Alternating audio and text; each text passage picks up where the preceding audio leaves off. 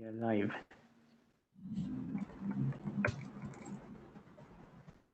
Okay, hello everybody. So it's my privilege to introduce one of last year's QPL organizers, Lorenzo Catani, who is postdoc at Chapman University, and he's going to tell us about a framework for operational fine-tuning. So hand it over to Lorenzo. Okay, thank you, Shane, for the introduction, and of course, thanks to the organizers for being able to make this conference running despite the unfortunate circumstances. So I'm gonna talk about this project that has been developed with Matt Leifer at Chapman. You can find more about it in the archive, and actually, I've also updated a more recent version considering also the comments I received from the reviewers of QPL. So let me thank them if they are listening. So today I'm going to talk about this notion of fine-tunings. I'm going to properly define it, but let me already say that the idea here is to capture with this notion the aspect that is common among all the features of quantum theory that we consider to be inherently non-classical. So in a sense, we hope to distill the mystery of quantum theory in this notion. Here is the outline of what I'm going to talk about. I'm going to start with a very broad motivation behind this research program on fine-tunings. Then I'm going to give a couple of examples of what we call requirements of no operational fine-tunings. Then I'm going to develop the framework, and at the end, I'm going to mention an application in terms of the relationship between contextuality and locality that comes from the framework. Good. So the motivation, I think at least the starting point, I share it with many people here. I would like to get a better understanding of quantum theory, with this meaning that I would like to get an unambiguous interpretation of what is the reality that the theory describes. I think a good way to go in order to get to this ambitious goal is to first understand and single out which are the features that are truly non-classical about quantum theory. And so far, the features that consider as such are the ones from normal theorems like Bell's theorem, Cauchy-Specker theorem. And so all the times these no-go theorems works as follows. So you define formally a notion of classicality in the framework of ontological models or hidden variable models. Then you compare the statistics with these models with the statistics of quantum theory, and you find a contradiction. And as a result, notions like non-locality, contextuality emerge as truly non-classical. But the point I wanted to make here is that if you look more closely at all these notions, they all share an aspect, which is the fact that they involve what we call fine-tunings or fine-tuned properties. Okay, let me already at this stage give you an intuition of what we mean by fine-tunings. So we define fine-tunings as properties that hold at the operational level, so the level of the operational statistics, but do not hold at the level of the reality, at the ontological level. So let me give you an example. I'm pretty sure you're all more or less familiar with Bell's theorem. Well, Bell's theorem states that local ontological models are not consistent with quantum theory. And the usual lesson that people take from it, or at least when it was taught to me at the first time, is that the world, according to quantum theory, is no local, meaning that there is a property at the operational level, which is no signaling, so we never experience faster than light signals. But this property does not hold at the ontological level, because we explain Bell's theorem by saying that there is superluminal causation. You know, when people say, oh, when Alice gets zero, Bob immediately gets zero. Well, if you buy this explanation, then it means that you accept that there is a property, no signaling, that only holds at the operational level. Another way of saying it is that no signaling arises as a fine-tuning of the ontic underlying parameters. The point I want to make here is that I want to argue that fine-tunings are a bad notion in physics, in science, because they characterize nature, our underlying theory, with a conspiratorial connotation. So why, you know, if it's possible, if there is superluminal causation, we cannot see signaling or use faster than light communication. And I think there are two ways to deal with fine-tunings. The first one is to explain them as emergent from yet undiscovered physical principles. An example of this for no signaling is, for example, Valentini's version of Bohmian mechanics. But another possibility instead is to say, no, the problem is not it's not this fine-tuning, it's the fact that we were using the wrong mathematical framework for modeling reality. So the standard ontological model framework or hidden variable models have to be changed in a way that the new models, when compared to quantum theory, are free of fine-tunings. So far, I've just made the outline of what is basically the research program and its goals. But the topic of this talk is to define fine-tunings, because in order to address these, ambitious questions, we first need to properly define fine-tunings. Good. So far, I've talked a bit about this operational ontological level, but now let me be more precise. Okay. In particular, let me start by just being pure operationally, so no commitment to one notion of reality yet. And let me try to describe what I think is the cheapest way to describe any experimental scenario that you can think of. So any experimental scenario can be described in terms of variables that refer to things that you can control in the lab. For example, I don't know, turning the knob of a to decide which is the polarization of a laser or the orientation of a Stern-Gerlach magnet. And I call these variables control variables. Here I drew them in red in this space-time diagram. But I'm gonna also have variables that the experimenter cannot control, and these are gonna be called observable variables. Okay, and here are drawn in black. So the role of an operational theory, of a physical theory according to the operational approach, is to provide the probability of observed variables given controlled variables. Here I denoted it in bold letters when I refer to list of these variables. And it has to predict it for every experiment E of that the operational theory treats. And so, for example, in this approach, what matters about quantum theory is the Born rule, because it's the rule that predicts what these statistics are going to be. So at this stage, one might think that the reason why a physical theory works is because there is an actual system with some, properties and elements of reality associated with it. That is, these are present even if we don't look at the system, even if we don't perform experiments, if we don't care about it. And these properties, are going to call them as ontic states. And now what I'm going to do is I'm going to formalize a notion of ontology associated to a physical theory. Let me call this notion of ontology as Aunty Extension, and I'm gonna then compare it with the standard ontological model framework, because this notion is milder, it assumes less things. So we say that we have an Aunty Extension of an operational theory if we can associate any, an ontic space with any experiment created by the theory, such that we also satisfy the following assumptions. So the first one we call single word realism, which means that at every run of the experiment, the operational and ontic variables take one definite value only. And independence, so the fact that every run we assume to be identically and independently distributed. This is just a way to justify why there exists. It makes sense to talk about a joint conditional probability distribution, PU lambda given R. And of course, these probability distributions at the ontological level has to give you the operational statistics when we marginalize out the ontic variable. The last assumption is free choice. So we assume that the experimenter can choose freely the probability of R, of the controlled variables.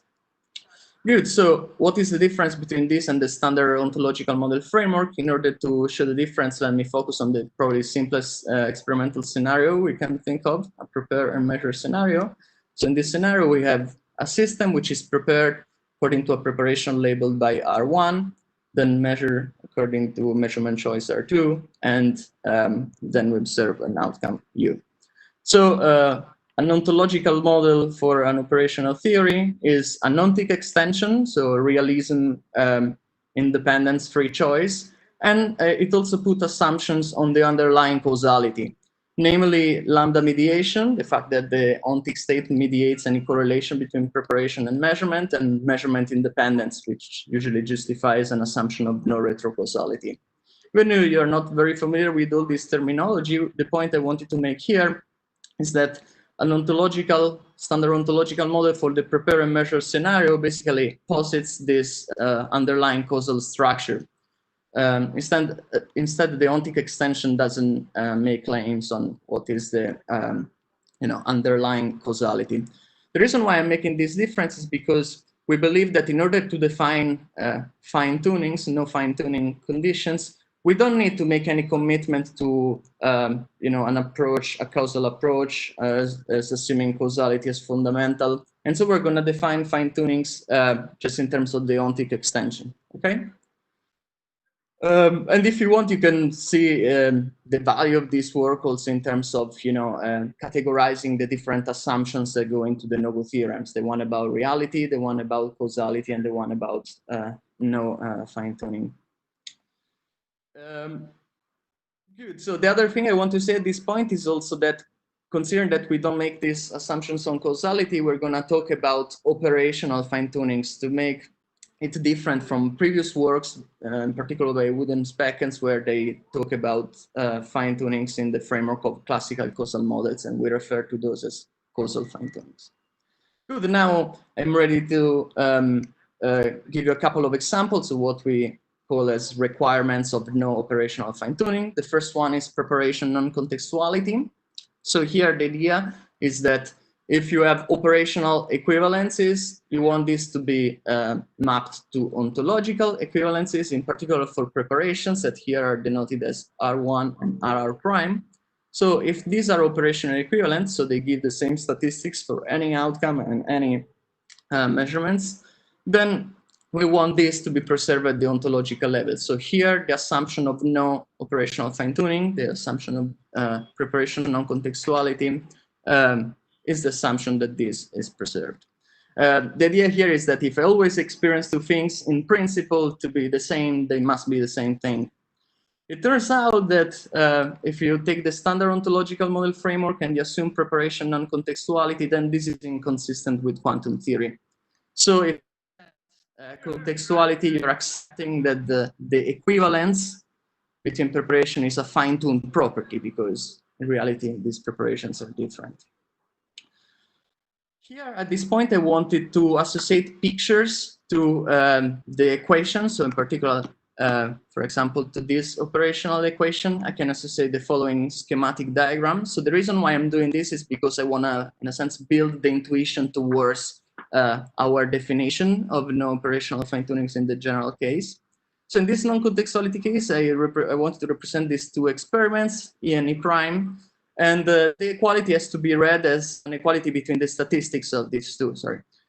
So this has to be read as the probability of U given R1, R2 for the experiment E is equal to a probability of U given R1, R2 for the experiment E prime. So where E and E prime selects the two different preparations. So this operational equivalence, the requirement of no fine-tuning, it requires that it must be mapped to the same equation at the ontological level. So also when we consider the lambdas. Again, this has to be read in terms of the equivalence between conditional probabilities. Good, so now let me go to the second example, parameter independence. In order to define it, let me refer to the standard belt scenario. Here I use the standard notation X, Y, A, B. You know, the idea is that we have Alice and Bob, they share a bipartite system, they go space-like separated, each one perform one or two possible measurements and obtain outcomes, A and B. And now let me define parameter independence, which is here the operation of fine-tuning condition reads as the requirement that no signaling at the operational level implies no signaling at the ontological level. So actually, parameter independence is usually defined as just this part here, but the point we wanted to make here is that it can be justified by an assumption of no operational fine-tuning. So here the no signaling reads as the probability of Alice getting outcome A does not depend on what Bob chooses, and vice versa. And we want this to be preserved at the ontological level. So when we also put the lambdas.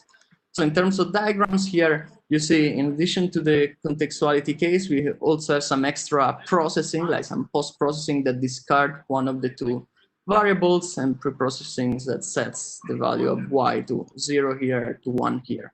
Here, of course, I'm referring just to the first equation of these two. So the probability of A given x, y equals 0 is equal to the probability of A given x, y equal 1, and the requirement of no fine-tuning of parameter independence requires this to be preserved at the ontological level. Is this enough to prove Bell's theorem? No, it is not. We can decompose the assumption of Bell's local causality as parameter independence that we just defined and outcome independence, where outcome independence is the fact that the outcome of Alice, for example, does not depend on what Bob outcome is if you already know lambda xy, and vice versa for Bob. It turns out that Bell's local causality, so these two assumptions and the standard ontological model framework are inconsistent with quantum theory, and this is Bell's theorem. So at this point, I can finally define this notion of no fine-tuning in general, this requirement of no operational fine-tuning. So let me start with these pictures. So before we have seen, for example, in parameter independence that we had like some post-processing, pre-processing on the input and output of the experiments. And we saw that there was this equivalence between these two statistics of the two experiments. So if we want to be as general as we can imagine that now the processing that we call this classical processing, F0 and F1, can be much more general than what we saw before. So they can be, I don't know, taking convex mixtures of the preparations, or being, I don't know, symmetry group transformations, and they can also be connected, the pre and post processing, so depend on each other. But the point is that if we have an operational equivalence between the statistics of these two experiments subjected to these two classical processing, then the requirement of no fine-tuning is that this has to be preserved at the ontological level. So there exists two ontological processing, H0, H1, that they act also on the ontic variables from omega to omega, such that this equation holds also at the operational level. Let me say again that this processing acts on the conditional probability distributions. So how we write this in actual formulas? So we say that a property of an operational theory is no fine-tuned with respect to the ontic extension if it's preserved in the ontic extension. So what we draw before as this equation here now can be written in formulas in this way. So you see the processing, the pre and post processing is acting on the P of E given TS. This variable C is here because it connects in principle if the pre and post processing are dependent. And so in a way that we have this equality at the operational level between experiment E and E prime. And the requirement of no fine-tuning is that there exists an H0, H1 such that the equation is also preserved when we consider the ontic variables. There are extra consistency conditions between the processing, and I have extra slides on this if you are interested. But the point I wanted to make here in summary is that so the requirement of no operational fine-tuning is the requirement that the statistics between two experiments subjected to classical processing are preserved from the operational to the ontological level. Well, the ontological level is represented by the ontic extension. So, you know, if you spell this out, you realize that the requirement of no fine-tuning is a requirement of structure preservation. And any good mathematician, in particular at QPL, is going to tell you that every time you think about structure preservation, you should think about category theory. That's why I want to briefly mention that you can rephrase this definition in the categorical framework. The idea is to define a general operational category where the objects are given by sets of conditional probability distribution of observed variables given control variables. The morphism are those classical cones that we defined before. And analogously, you can define an ontological category where the objects are now sets of conditional probability distributions where we also consider the lambdas. And the morphisms are this ontological processing. The no fine-tuning condition here is as follows. So a property of an operational theory, which is defined as an equation between different morphisms of the operational category, is no fine-tuned with respect to a functor that represents the ontic extension if the functor maps to the same equation in the ontological category. Okay? Good. So the very last thing I wanted to say is that from our framework, like an application is in terms of the relationship between generalized contextuality and locality. because usually I hear people say no locality is an instance of contextuality, and this is probably the case if you consider the original Cauchy-Specker notion of contextuality. But here the question is, what is the relationship between the generalized contextuality that we have seen, for example, with preparation contextuality and no locality? So we have seen that the assumption of preparation non-contextuality, of non-contextuality in general, fits into our framework of the requirements of no operational fine-tuning. So every time we have contextuality, it means that this involves operational fine-tunings. But for no locality, the situation is different. The thing is different because no locality can arise either as the failure of parameter independence that we have seen is like the non-contextuality-like assumption of local causality because it fits into our framework. And in that case, it would involve an operational fine-tuning. But it can also be given by a violation of outcome independent that's not justified by an assumption of operational no fine-tuning. So in that case, we talk about causal fine-tuning. All of this to say that from the point of view of our framework, there is a neat difference between contextuality and locality because only the latter can arise both as a causal or as an operational fine-tuning. So I just sum up saying that, so I described this framework for operational fine-tunings. So the fact that if you have an operational equivalence between two experiments, consider also classical processing. This has to be mapped at the ontological level, where the ontological level is described by this Aunty extension. I haven't shown, but you can see that all the known examples fit into the definition we gave, and this also provides new ground for new examples. And we have seen this application in terms of the relationship between contextuality and locality. As I said, this is just the beginning of this research program. The next steps are to, try to get new no-go theorems. In particular, it would be interesting to study fine-tunings related to symmetry groups, for example, Lorentz symmetry group.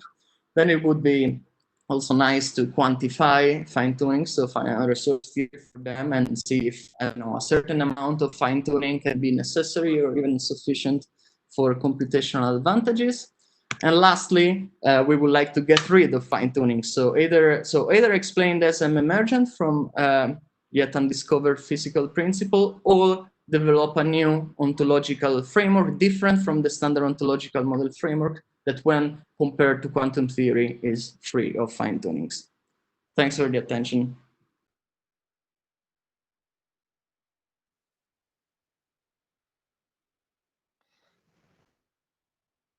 Hey, am I audible? Should I look at Slack? No, that's fine. I can keep an eye on it for you. Just wanted to make sure I was audible. Thanks a lot. That's a really nice talk. Actually, a bunch of things I'd like to ask myself, but I should be fair and go to Slack first. All right. So Alexei Grünbaum has a comment that in QFT, fine-tuning is linked with the idea of naturalness. So he suggests that you may want to play with terms like generalized naturalness or post-quantum naturalness. Okay. He makes precise that this is a joke, of course. It's a joke with reading things out in a live stream. Excellent. Okay, so while you get massive rounds of applause over there, let me indulge myself in some of my questions. So right at the beginning, you brought in some stuff about IID assumptions. Right. So there's a thing that crops up with IID. Things called Definetti theorems. Oh yeah, right. Give you kind of correspondences. Yeah, so usually the case you can relax the assumption of IID with an assumption of symmetry for exchangeability. Exactly. Have you thought at all about this stuff? No, not really. I mean, honestly, there the assumption is just to say that it's fair to talk about a joint conditional probability distribution.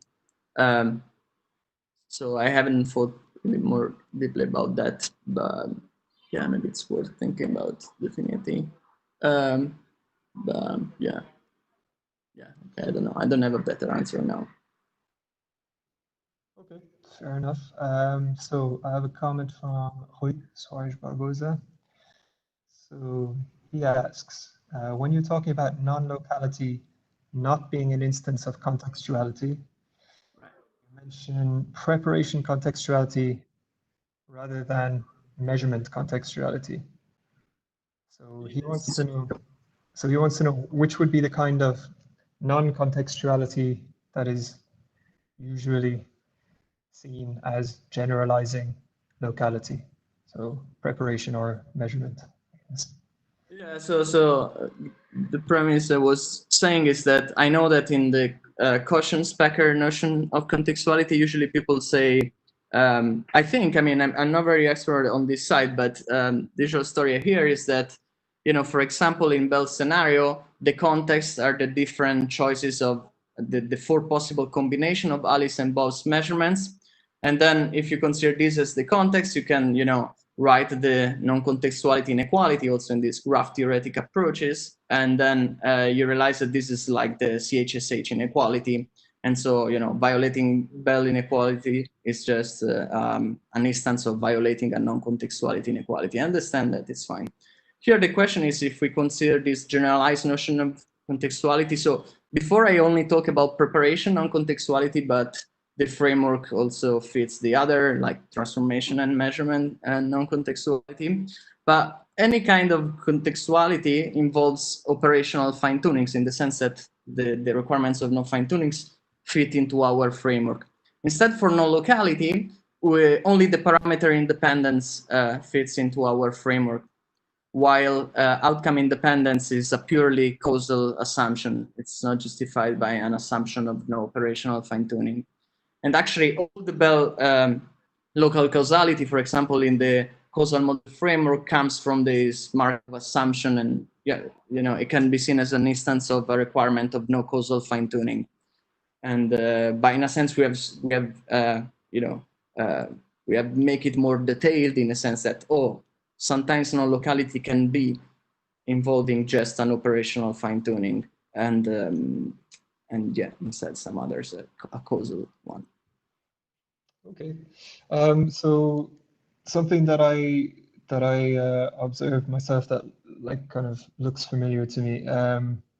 So you mentioned at the end connections with resource theories, and when I look at your kind of structure preserving slide, your diagram, so this looks very much like wirings to me. So things like local wirings, non-contextual wirings. Is that correct? Is that a fair way to think about it?